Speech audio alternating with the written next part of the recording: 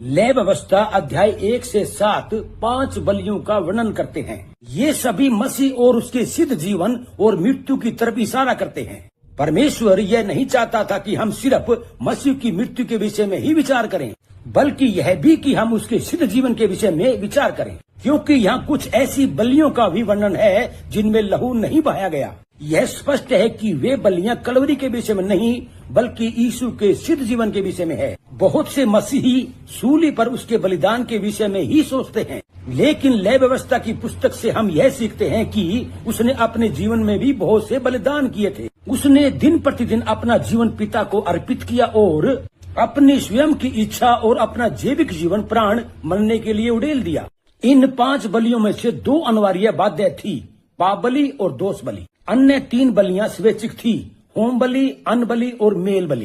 लय व्यवस्था अध्याय 1 में जिसका सबसे पहले उल्लेख किया गया है वह होम बलि है, जो हमारे पूरी तरह परमेश्वर को अर्पित होने का चित्र प्रस्तुत करता है। यह सुनिश्चित करने के लिए कि होम बलि में कोई दोष नहीं है, उसे पहले टुकड़े टुकड़े किया जाता था और फिर उसे अर्पित किया जाता था। इसमें लोग अपनी आर्थिक स्थिति के अनुसार बैल, भेड़, बकरी, एक पिंडुकी या कबूतर की भेंट चढ़ा सकते थे, लेकिन यह जरूरी था कि हर एक बलि दोष रहित हो।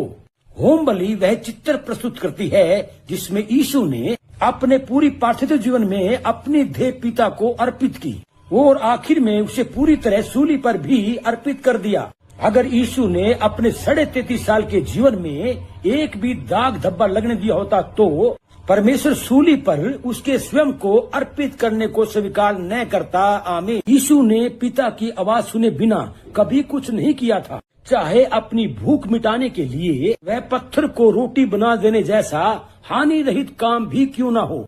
परमेश्वर हमें इस सत्र पर आज्ञाकारी होने के लिए बुलाता है और यही वजह थी कि यीशु का जीवन ऐसा जयवंत था और यही वजह थी कि पिता उससे प्रसन्न था। लूका 4 अध्याय की 38 से 42 आयत में हम एक नगर में एक बड़ी जागृति के विषय में पढ़ते हैं। अगली सुबह लोगों ने यीशु से आग्रह किया कि वह वहीं रुका रहे और जागृति सभाएं जारी रखे, लेकिन यीशु ने कहा नहीं। क्यों? क्योंकि इससे पहले कि वह लोगों से मिला वह अपने पिता से जंगल में मिला था और उसने अपने पिता को यह कहते हुए सुन लिया था कि उसे किसी दूसरी जगह जाना है। यीशु भीड़ के सामने नहीं झुका, जहाँ पिता ने भेजा वहीं गया। आमीन। जब हमारे लिए पाप अति पाप में हो जाता है तो हम निश्चित रूप में जान सकते हैं कि हम आत्मिक रूप में बढ़ रहे हैं। इसलिए जब हम यीशु की तरफ देखते हैं तो हम सिर्फ कलवरी पर उसकी मृत्यु के विषय में ही नहीं सोचते, बल्कि उसके पूरे जीवन के विषय में सोचते हैं, जिसमें उसने अपने आप को पिता को यह कहते हुए पूरी तरह से सौंप दिया था। इब्रानियों 10 अध्याय की 5 से 7 आयत।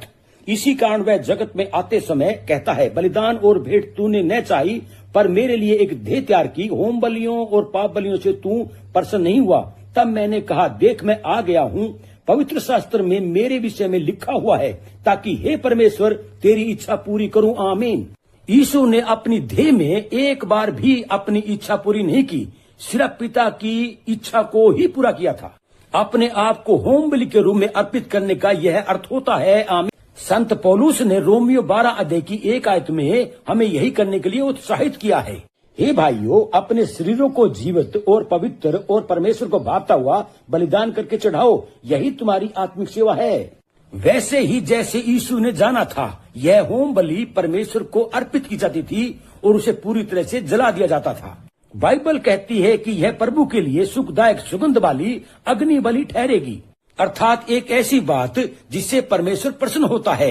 यह मेरा प्रिय पुत्र है जिससे मैं अति प्रसन्न हूँ। दूसरा कुरिन्थियों 5 अध्याय की 9 आयत में संत पौलुस ने कहा कि उसके जीवन का लक्ष्य यही था कि वह प्रभु को प्रिय लगता रहे।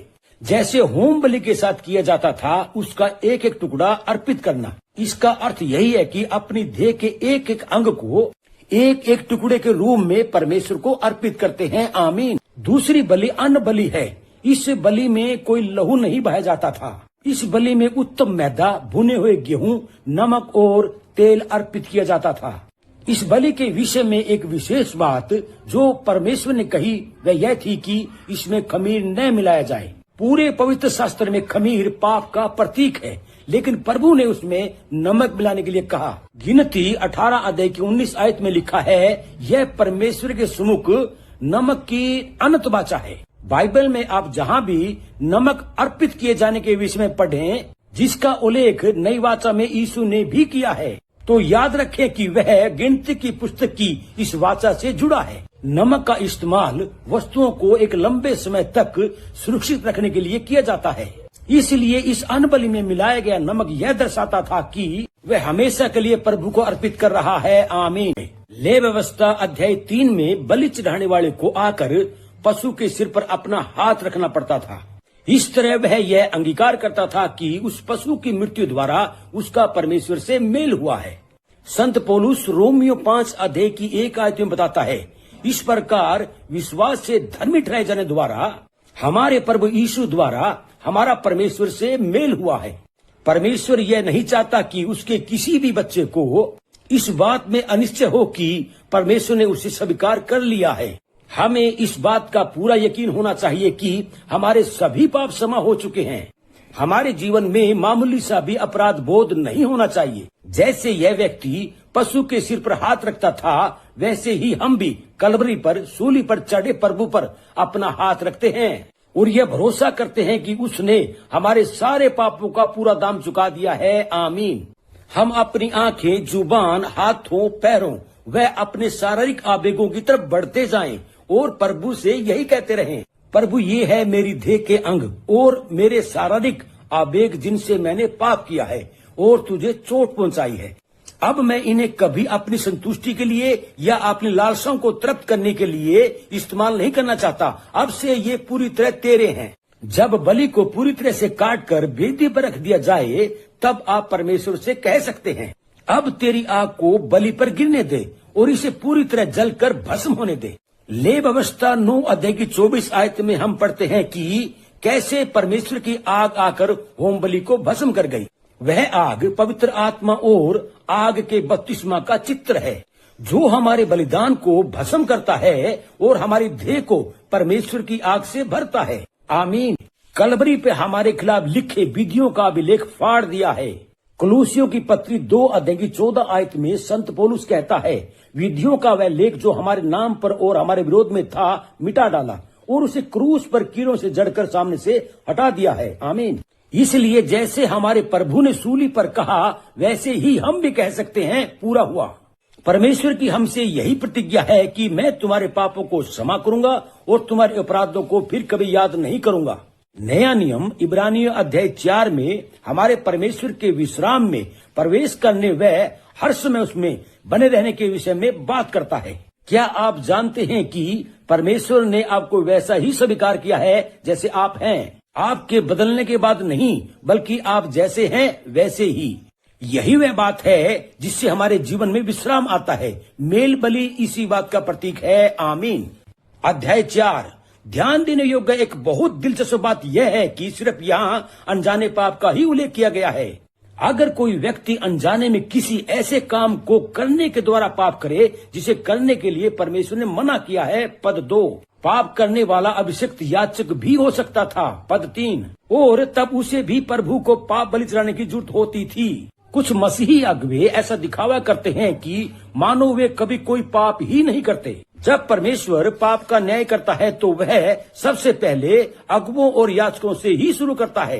पहले उन्हें ही प्रभु के साथ अपना हिसाब चुकता कर लेना चाहिए। अगर आप एक सामान्य इजरायली होते और आपने अपने गोत्र के अगुवे को वेदी पर पाप बलि चढ़ाते देखा होता तो शायद हैरान होकर आप मन में यही कहते, यही व्यक्ति हमारा अगुवा है, लेकिन इसने भी पाप किया है। आमीन। मसीही लोग तब क्या करते हैं जब वे अपने आप को होम बलि के लिए अर्पित नहीं करना चाहते, लेकिन फिर भी वे आग से भरना चाहते हैं।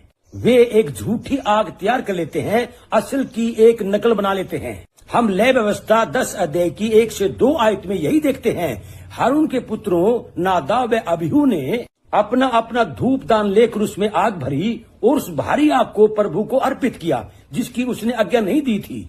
जब हमारे पास परमेश्वर की असली आग नहीं होती, तब यह खतरा बन जाता है कि जो उनके पास है हम उसकी नकल करेंगे कि हम यह कह सकें हाँ, हमारे पास भी आग है, हम भी अन्य भाषा में बोले हैं। असली आग की नकल करने के लिए परमेश्वर नादाब और अबीहू से इतना क्रोधित हुआ कि परमेश्वर ने अपनी उपस्थिति में से एक और आग भेजी जो उन दोनों पाखंडियों को भस्म करने के लिए आई थी। आमीन। बाइबल में इसलिए लोगों के विषय में लिखी बातों द्वारा मेरे उत्साहित होने का एक यह कारण है कि बाइबल उनकी गलतियों को नहीं छुपाती। यह हमने इब्राहिम, इसहाक व याकूब के जीवनों में देखा है। संत पौलुस ने गलतियां की और उसने अपने सहकर्मी लूका से, जिसने प्रेरितों के काम को लिखा था, उन्हें छुपाने के लिए नहीं कहा। इसलिए उसने ईमानदारी से यह लिख दिया कि संत पौलुस संत बरनबास से लड़ा। उसने तीमुथियुस का खतना किया। उसने एक यहूदी मन्नत पूरी करने के लिए अपना सिर मंडवाया और अपने जीवन के अंत में वह यहूदी महायाजक पर चिल्लाया आदि। अगुवे पाप करते हैं, उन्हें परमेश्वर और मनुष्य दोनों के साथ बाकी सभी मनुष्यों की तरह हिसाब चुकता करना पड़ता है।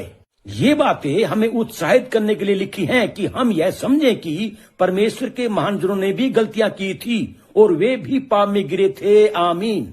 मैं अगुवों को यह नहीं कह रहा हूं कि वे सबके बीच में अपने पापों का अंगीकार करें, नहीं, लेकिन मैं यह कह रहा हूं कि आप लोगों पर ऐसी छाप न लगाएं कि आप कभी कोई गलती नहीं करते।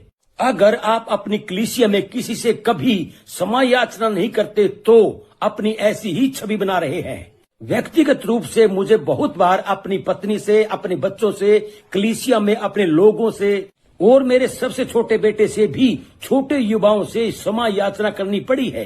और ऐसा करने का एक ही कारण रहा है, मैं परमेश्वर नहीं हूँ। सिर्फ एक ही व्यक्ति है जिसे कभी किसी से क्षमा मांगने की जरूरत नहीं होती और वह स्वयं परमेश्वर है। इसलिए अपने आप को दीन करें और उनसे क्षमा मांगे। जिन्हें आपने दुख पहुंचाया है वे आपका पहले से ज्यादा सम्मान करेंगे।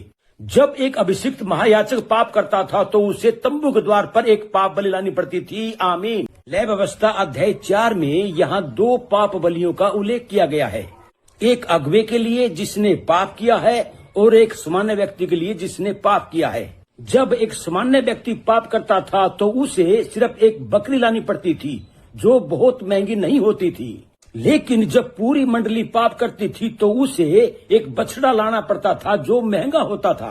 अगर याजक पाप करता था तो उसे भी एक बछड़ा लाना पड़ता था। यह ध्यान देने योग्य है कि पाप करने वाले याजक की बलि और पाप करने वाली मंडली द्वारा दी जाने वाली बलि की भेंट एक जैसी थी। एक अगुवे का पाप करना एक सामान्य व्यक्ति का पाप करना नहीं था, नहीं, वह पूरी मंडली के पाप करने समान था। दोनों को ही एक बछड़ा लाना पड़ता था। लूका 12 अध्याय की 48 आयत में यीशु ने कहा, जिसे ज्यादा दिया गया है उससे ज्यादा मांगा भी जाएगा। आमीन। यह भी देखे कि पाप बलि सिर्फ अनजाने पापों के लिए ही ठहराई गई है। इब्रानियों 10 अध्याय की 26 आयत में दी गई चेतावनी देखें, अगर हम जानबूझकर पाप करते रहे तो पाप के लिए कोई बलिदान शेष नहीं रहा है। यह लय व्यवस्था 4 के अनुसार है। अगर वास्तव में आप प्रभु की ओर मुड़ चुके हैं और परमेश्वर के संतान बन चुके हैं तो आप पाप करना न चाहोगे। यह नया जन्म पाने का एक स्पष्ट चिन्ह होता है। असल में हम सभी अनजाने पाप करते हैं। जब एक व्यक्ति परमेश्वर के खिलाफ यह जानते हुए पाप करता है कि वह आसानी से क्षमा पा सकता है, तब यह लगभग निश्चित ही है कि उसका नया जन्म नहीं हुआ है।